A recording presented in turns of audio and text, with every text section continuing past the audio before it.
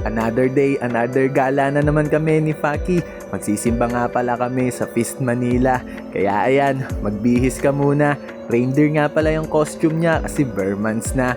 Mainit sa mga oras na to kaya sa top box muna siya at bawal muna siya sa harapan. Nakarating na nga kami ni Faki sa Regal Palace kasi dito gaganapin yung The Feast. Kaso, ang alam ko talaga ay bawal pet. Pero nagpakasakali ako dahil may pet trolley naman siya. Kaso, hindi talaga siya pwede. Buti na lang kasama ni Mrs. mga kapatid niya. Kaya sila na lang yung papasok. At pumunta muna kami ni Faki dito sa gilid. At ayun, na-meet namin si Wendy. Kaso, nababad trip sa kanya dahil nasa pet trolley lang siya.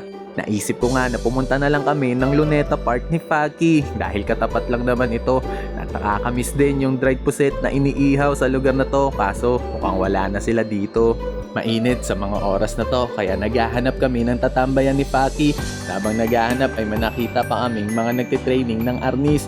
Meron din naman nagtitraining ng mga martial arts. Hindi pwedeng mamiss ni Faki yung ganitong kagandang environment ng Luneta Park. Kaya ayan, pinaglakad ko muna siya. Kaso, mainit talaga at nauhaw siya.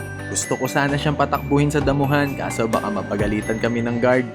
Naglalabasan na nga yung mga tao kaya bumalik na kami ni Faki at nakipaglaro kay Wendy. Sa mga nakasalamuhan ni Faki, salamat po. Kita-kits po ulit sa next gala.